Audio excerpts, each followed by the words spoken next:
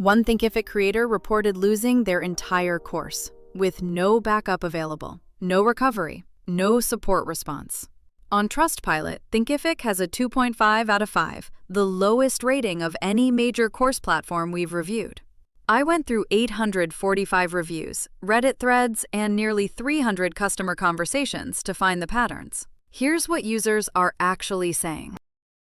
Full disclosure, I'm the CEO of Ruzuku, which is a competing platform. I'm not hiding that, but I think the data here speaks for itself, and I've included counter-evidence where Thinkific has made genuine improvements. I also want to acknowledge upfront that Thinkific does some things well. Unlimited courses on every plan, real customization tools. You deserve the full picture. Let's start with pricing, because it's where the confusion begins.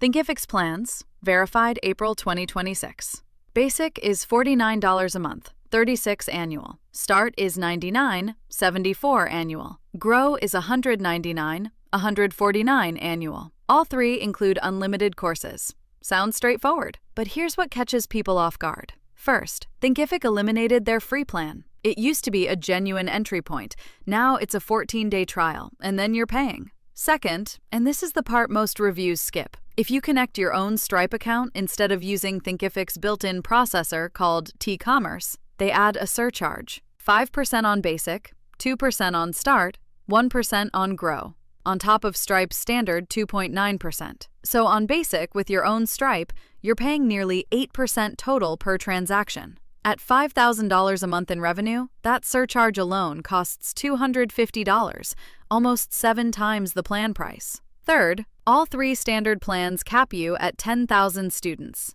Basic, Start, and Grow. Same limit. Free students from lead magnets count toward your cap. Unlimited students requires the Plus plan. Custom pricing, contact sales. The second pattern is reliability. That course loss I mentioned in the opening, it's not isolated. On Trustpilot, multiple users from 2025 and 2026 report accounts shut down without explanation, courses deleted for inactivity with no warning. One creator who had processed over $1 million in revenue had their funds held for 90 days. Another creator reported that switching their domain to Thinkific destroyed their SEO. Traffic dropped, dozens of serious issues, and they described the back end as hopeless for growth. Now, I want to be fair, Thinkific has shipped meaningful improvements. They've launched a mobile app with full lesson support, including SCORM on mobile. Their AI-powered learner re-engagement tools are genuinely useful. Community features now include weekly digests and push notifications. And CSS and theme customization on Start and above gives creators real control over design. These are legitimate strengths. But the data loss and account stability concerns keep appearing in recent reviews, and those patterns matter when your livelihood depends on the platform. The third pattern is support and billing. And this is where Thinkific's Trustpilot data gets striking. 45 to 50% of complaints mention billing traps or auto-renewal issues. Cancellation and refund are literally the top review tags on their Trustpilot page. Here's what users describe.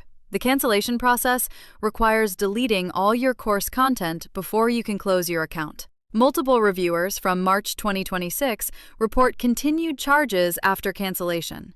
One says the platform blocked card deletion, forcing them to involve their bank. Support is gated by plan tier. On Basic, something goes wrong, you get email and chat. Phone support requires the Grow plan at $149 a month. And here's the catch-22. Users who downgrade to stop charges lose access to the support tier they had, leaving them unable to resolve billing issues caused by that downgrade.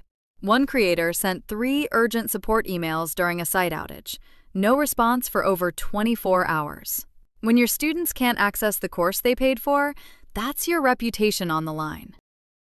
So if you're evaluating Thinkific, or already on it and wondering whether to stay, here are 3 questions worth sitting with. First, what are you actually paying per active student? Not just the plan fee. Add the Stripe surcharge if you're using your own processor. Factor in what happens when you approach that 10,000 student cap. At $5,000 a month in revenue on Basic with your own Stripe, you're paying nearly $300 a month total. Does that math work for your business? Second, Can you export your content and student data tomorrow if you needed to? With Thinkific, you can export student lists and download videos individually, but there's no one-click course export. Active subscriptions through T-commerce can't be migrated, and the cancellation process requires deleting your content. Third, what happens during a crisis? When your site goes down during a launch, when students are locked out, what support tier are you on? Basic and Start get email and chat. Phone support means upgrading to Grow. I've been critical, so let me be clear about where Thinkific genuinely delivers. Unlimited courses on every paid plan. T-commerce with 0% surcharge if you use their processor exclusively. SCORM compliance on Plus for corporate training. Those are real strengths, and for some creators, they're exactly what's needed. We built Ruzuku for creators who want to focus on teaching, not navigating surcharges and student caps. It's free to start, unlimited courses, and unlimited students on every paid plan. 0 transaction fees, 0 Stripe surcharges, regardless of which processor you use. I wrote a detailed review with every pricing tier, every hidden cost, and real user data. The link's in the description. Whatever you decide, make sure your platform is working for you, not the other way around. Thanks for watching.